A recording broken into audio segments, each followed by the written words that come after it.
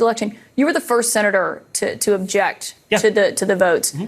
In 2024, will you certify the election results? Do you plan to object, or will you accept the results regardless of who wins the election? So, Kaitlan, I got to say, I think that's actually a ridiculous question. It's a yes or no question, though. No, it's not. Let me explain why it's a ridiculous question. It's not a question. Have you ever asked a Democrat that? Of course. What Democrat? But what Democrats? Hold on a second. What Democrats challenge it? What Democrats? I know. I've been down this road many times.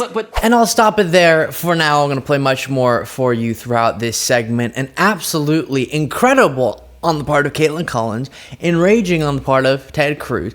But again, Kaitlan Collins did such a nice job that the interview as a whole was really good to watch, because rarely do we see MAGA, Republican, dishonest politicians like Ted Cruz be pushed this aggressively and repeatedly. And actually, Charlotte Clymer on X wrote, "Y'all, I seriously cannot remember the last time any journalist on cable news confronted the bad faith of a MAGA politician this incessantly. For 5 minutes, Kaitlan Collins pressed Ted Cruz and demanded a good faith answer. This is brilliant." And I've had many criticisms over the years of mainstream media, especially as it pertains to taking seriously enough and emphasizing enough for viewers the threat that is posed to democracy by Trump and this MAGA movement, his allies, people like Ted Cruz bolstering his messages and justifying his actions. And here is the correction to those criticisms. So this is exactly what we should see. Not allowing these individuals to respond to a question about how they participated in trying to block the peaceful transfer of power with just one little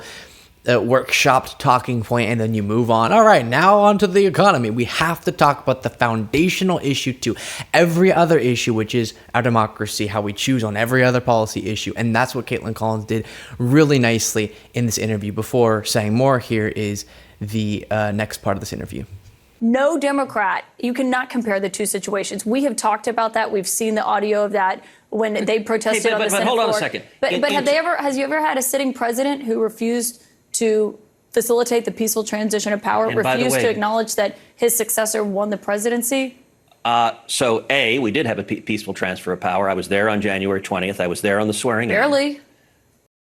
Tell me about January 6th, Ted. B, if you look at in 2000, Democrats went to the Senate, or 2001, Democrats went to the Senate floor and objected to George W. Bush.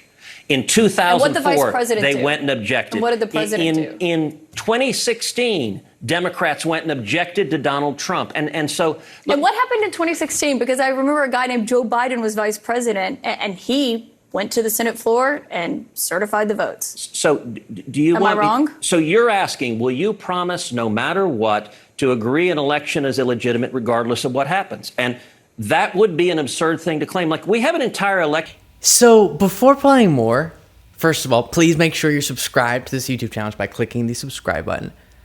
It is so funny how quickly he abandoned his argument. Kaitlan Collins there was so efficiently able to debunk what he said and slap down that ridiculous whataboutism. Sorry if that clap was really loud. That was sort of aggressive.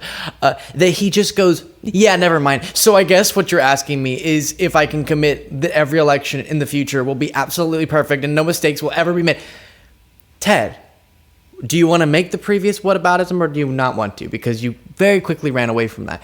And bringing up some examples of objections and statements that were made, etc., from Democrats shows your argument so weak because it's such a ridiculous comparison. You can't justify your own actions because you got to point to things that aren't at all comparable to the nationwide, allegedly illegal scheme by Trump and his allies to block the peaceful transfer of power. In so doing, disenfranchise millions of voters, try to assert and then get the vice president to accept fraudulent electors as the lawful ones to justify Trump staying in power, not to mention, let's not even get into what he was considering doing, like invoking martial law and deploying the military to keep him in power. And then, of course, calling up different local officials, trying to get them to engage in fraud, and all the different steps that were taken. And Ted Cruz, every step of the way, was justifying and bolstering those actions and that attempt to block the peaceful transfer of power. And last thing I'll say before playing more, sometimes they'll appeal to the fact that we do have a lawful process, obviously, of course, for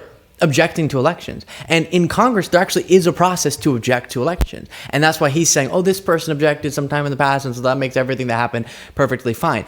And same thing, they'll do it with the courts. Well, people have brought lawsuits to challenge elections before. Yes, number one, a lawful process being in place doesn't justify you being dishonest and using lies to justify engaging in that lawful process in some type of way. Lies were being used, right? About widespread fraud. They were just lying. So lies are bad on their own. But you're right. You do have the right, absolutely, to bring challenges to an election. It is horrible when you bring those challenges based on a false premise, but you are allowed to, and that's within your right. The worst part of the schemes here are that they ventured outside of our legal process. That's why Trump and his allies are now being prosecuted and could be convicted felons eventually based on what they did. So really important clarification there. Here's more. Entire election law system that people challenge elections get overturned, voter fraud gets proven. That happens all the time. And the media engages in this weird game post Donald Trump that you insist no voter fraud has ever existed. Why does every state have laws in place to challenge voter fraud if it occurs? The media Why do you have election challenges? This isn't a game. There was no... And why did Trump keep trying to block the peaceful transfer of power after all of his lawsuits failed? The process that we do have in place, you're right. It is a game. You only ask Republicans that. Because it was Republicans who tried to block the transition of power.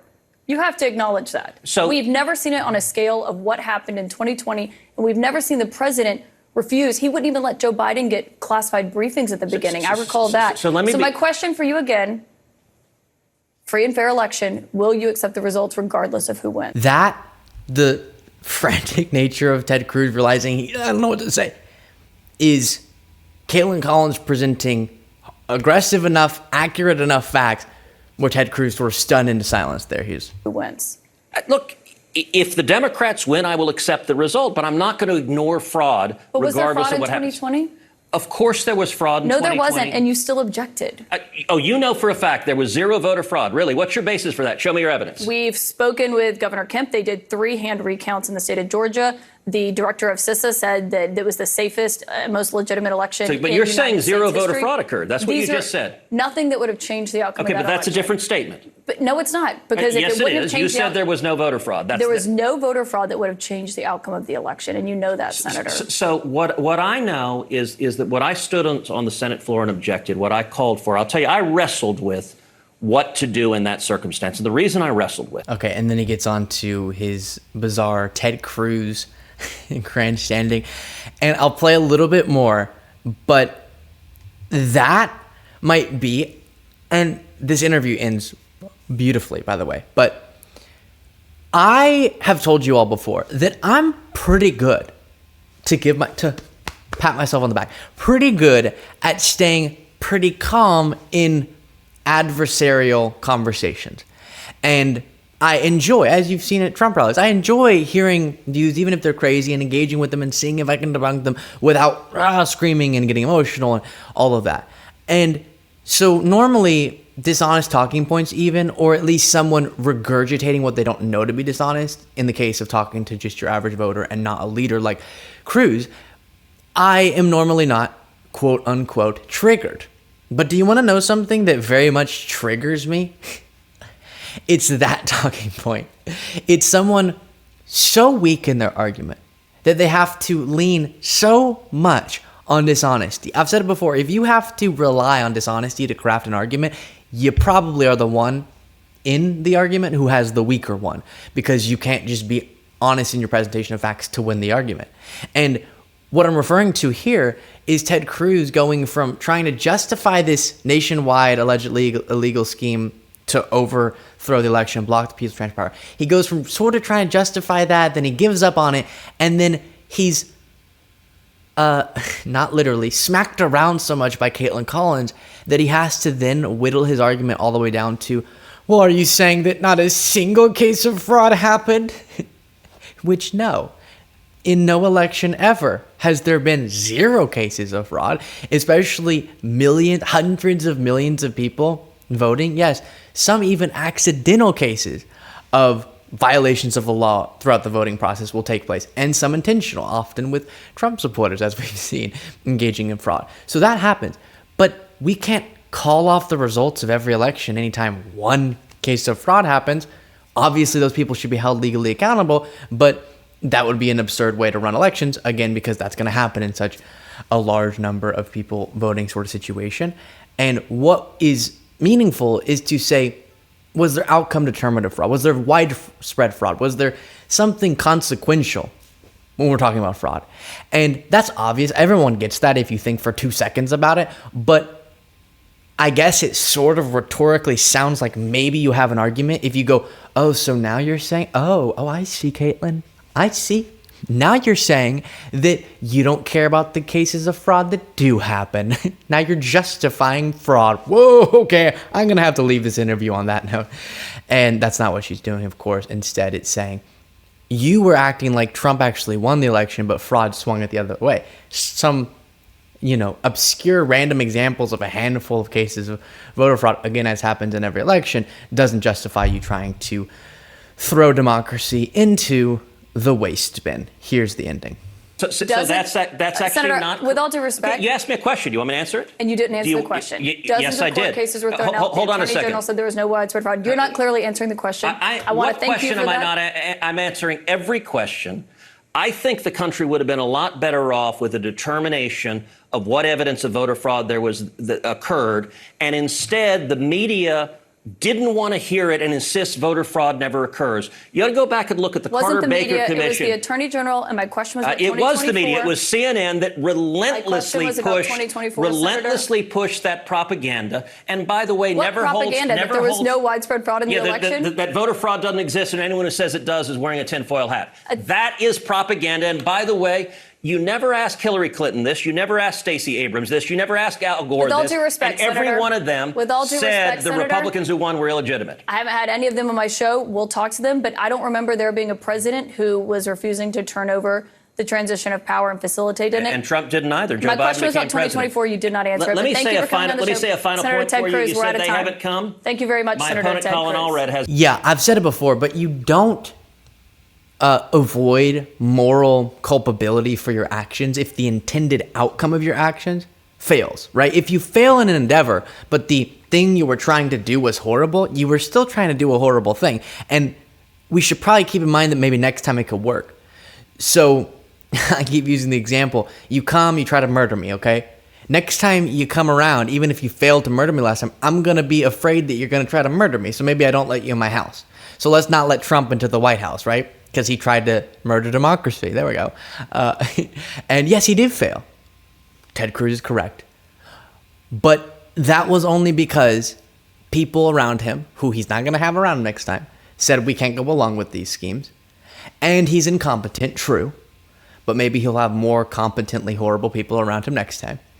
And maybe he's learned some since then, right? So it's true it failed. That doesn't take away from the fact that he tried. And also, we didn't really have a peaceful transfer of power because of January 6th trying to block the certification of an election because of these lies. So even that idea is pretty ridiculous. But there it is. By the way, I will say, he kept bringing up, you don't ever ask Democrats this question.